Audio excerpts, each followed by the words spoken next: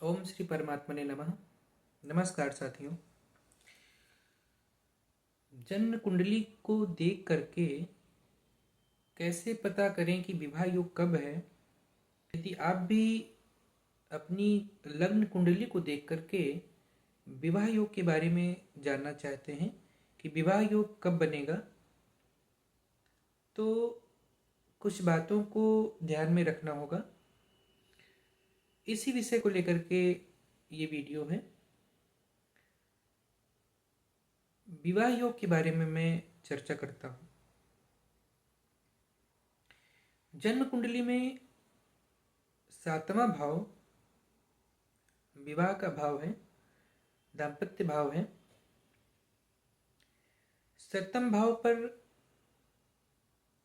7वें भाव के स्वामी यानी सेवेंथ लॉर्ड सप्तमेश पर और विवाह कारक पर विचार किया जाता है।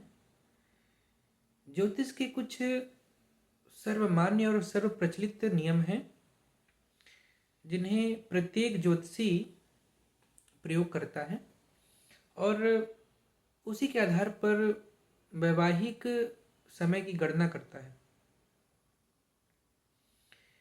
लग्न कुंडली को देख करके आप अनुमान लगा सकते हैं विवाह योग के बारे में। तो 7वें भाव पर बैठे ग्रह उनकी अंतर्दशाओं में और प्रत्यंतर दशाओं में विवाह योग बनते हैं। 7वें भाव का स्वामी ग्रह, उसकी अगर अंतर्दशा आती है, उसकी प्रत्यंतर दशा आती है, तो भी विवाह योग बनता है। यानी कि अगर 7वें भाव में मान लीजिए शुक्र बैठा हुआ है और शुक्र की अंतर्दशा आ जाती है तो विवाह योग बन जाएगा। शुक्र के साथ में अगर बुध है और बुध की अंतर्दशा आ जाती है तो भी विवाह योग बन जाएगा। यानी 7वें भाव में अगर एक से अधिक ग्रह हैं तो किसी भी एक की अंतर्दशा में विवाह योग बन जाएगा।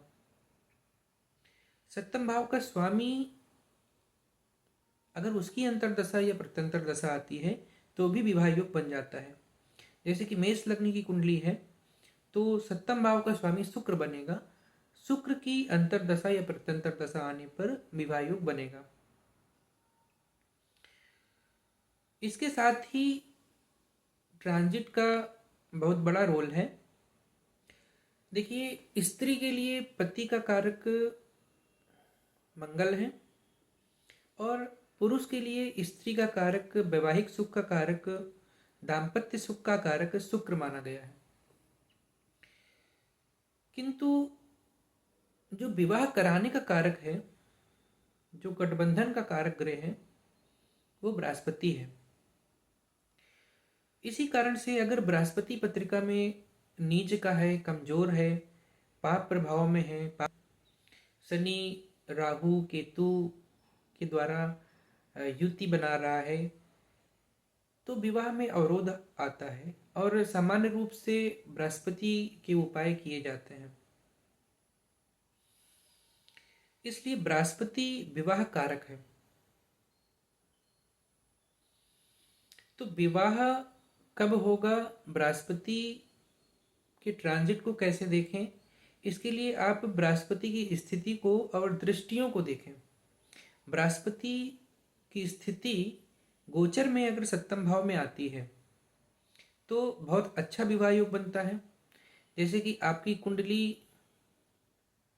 वृषभ लग्न की है तो 7वें भाव में वृश्चिक राशि हुई, तो बृहस्पति यदि वृश्चिक राशि में गोचर कर रहे हैं या जब भी बृहस्पति वृश्चिक राशि में आएंगे तो वैवाहिक सुख का योग बनेगा, विवाह का योग बनेगा। इसके साथ ही बृहस्पति की दृष्टियों में भी अमृत का आवास है। जहाँ पर बृहस्पति की दृष्टि होती है वहाँ अमृत की वर्षा होती है, ऐसा माना गया है। और जिस भाव में बृहस्पति की दृष्टि पड़ जाती है उस भाव के कारक तत्व तो सक्रिय हो जाते हैं। थोड़े ही प्रयास से वहाँ के कारक तत्व सक्रिय होकर के आपको फल देने की स्थिति बनाते हैं। तो सप्तम भाव में अगर बृहस्पति की दृष्टि पड़ जाए तो भी विवाह योग बन जाते हैं और अच्छे विवाह योग देखे गए हैं। तो लग्न में अगर बृहस्पति की स्थिति है तो विवाह योग बन जाएंगे, क्योंकि सप्तम दृष्टि जो है 7वें स्थान पर पड़ेगी। और जन्म कुंडली के अगर तृतीय भाव में बृहस्पति का गोचर हो रहा है तो दृष्टि से सप्तम भाव प्रभावित होगा और विवाह योग बन जाएंगे। और यदि बृहस्पति लाभ भाव में यानी एकादश भाव में गोचर कर रहे हैं तो उनकी नवम दृष्टि सप्तम भाव में पड़ेगी और यहाँ पे भी विवाह योग बनेगा। तो बृहस्पति की स्थिति से और बृहस्पति की दृष्टि से विवाह योग बनते हैं। और सप्तम भाव में बैठे ग्रह की अंतर्दशाओं प्रत्यंतर दशाओं में और सप्तम भाव के स्वामी की महादशा अंतरदशा और प्रत्यंतर दशा में अच्छे विवाह योग बनते हैं।